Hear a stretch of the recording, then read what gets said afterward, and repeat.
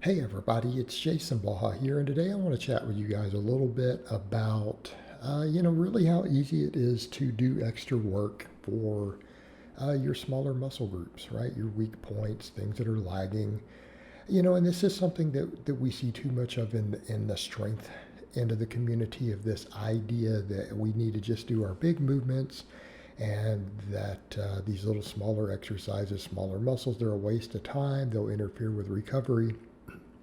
But the fact of the matter is, if you're careful with what you do with them and you do smaller movements and you do ones that don't inflame your tendons, they really won't interfere.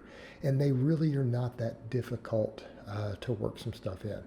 I mean, a perfect example, like right there, the calf work that I did, I just kind of did that after my squatting and pulling before I went over to my hamstring work and stuff. All right? Not a big deal. I wanted a little bit of a break anyways. I did my Romanian deadlifts, and I'm like, well, I need to do glute ham raises, but let me just do 3 sets for my calves real quick.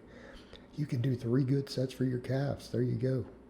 Takes what, 5 minutes? Lets you recover your hamstrings and stuff recover before you go to the next movement. Not a big deal. All right, same thing when you look at a lot of this arm and shoulder work and stuff I'm doing. This is stuff that you can do as supersets. It shouldn't take that long. Okay, it shouldn't take that long to do some high rep supersets after all your other stuff. So like if you guys watch just kind of what I was doing from this workout, the laterals, the curls, the extensions, I just did those as a tricep, back to back to back. That was in a workout after I had done benching, pull-ups, rows, incline bench, right? Got my big upper body movements out of the way. And then it's like, okay, let's come in, do these as a tricep. Again, a lot of times guys will be in the gym for an hour doing their big movements and they don't want to take 10, 15 minutes to do something like that. And it really, really can be easy. And it can go a long way just to making you look like you lift, guys. Because let's be honest here. Isn't that one of the weirdest criticisms thrown against strength athletes? Oh, you guys don't look like you lift, but it's always in pictures, right? It's not standing next to the bodybuilders, right? But it's usually because of the lack of the show muscles. Just those little finishing touches. When people are walking around kind of on camera in isolation, right? Those things really kind of show. That's one reason a lot of bodybuilders look so big and so jacked on camera. They're not always as big as you think they are compared to the really strong guy. You combine that with the fact that the strength athlete might be carrying more body fat. Okay, that totally changes the way they're going to look. Changes the proportions. It changes everything, right? It changes everything. But this sort of stuff can make you look like you lift, especially if you diet down. Right? I mean, I don't have the most impressive physique in the world, but I'm also almost 50 years old, and I'm a strength athlete. But I'm looking better these days. People have noticed that. Why? What did I do? I started dieting down, started doing some arm work and things, more curls, more lateral raises. Started dieting down, losing some of the extra body fat. And there's still a bit there to lose, particularly in that love handle area and stuff for me here. All right, that loose skin from that original 100 pounds of weight loss. But here's the idea. You start looking more like you lift.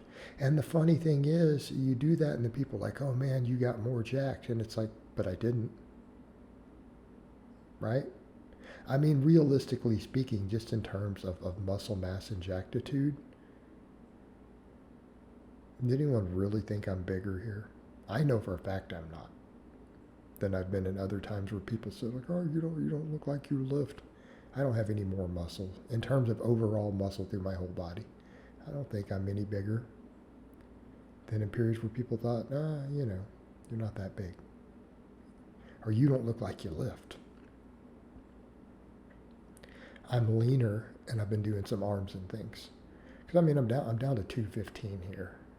So realistically, that's not that heavy. You guys have seen me at 240.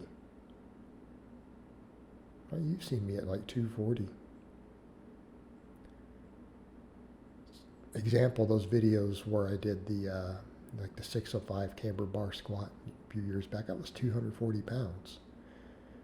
Right? I'm 25 pounds lighter. I'm not bigger. I have a little more arm, a little more side delt. But that's the point, guys. That's the point. You can be big and strong and still look like you lift. And that's such a frustrating thing, and it's something I want to promote more and more in this community, is that we became so divergent. And believe me, I had my own contributions to that. I have my own contributions to that online.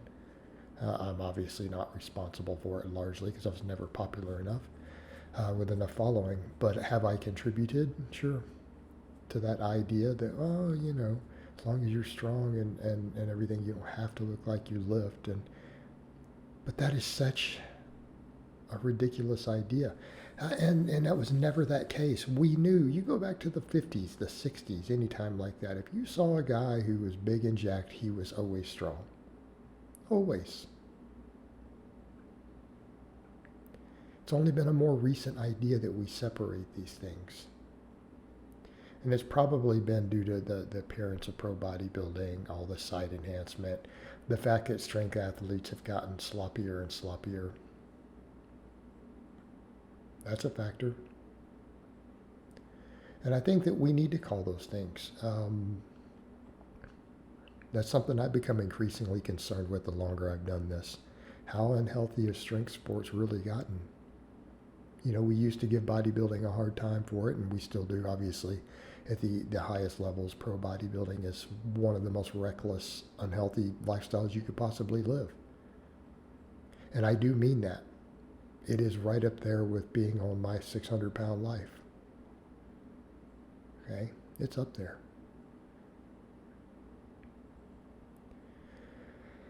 But strength sports have gotten bad. This idea of, well, I can have an enormous belly and be type 2 diabetic as long as I'm strong. No, that doesn't work, guys. But back over to this other point. I think if we start caring about looking like we actually lift, it'll deter us from that direction a little bit, won't it? Right? It'll help deter us from that direction. It'll push us back in the direction of, oh, well, maybe I should also be at a healthier body fat. Be a good idea. Just planting little seeds, guys. Planting little seeds. Again, let's make this whole community better.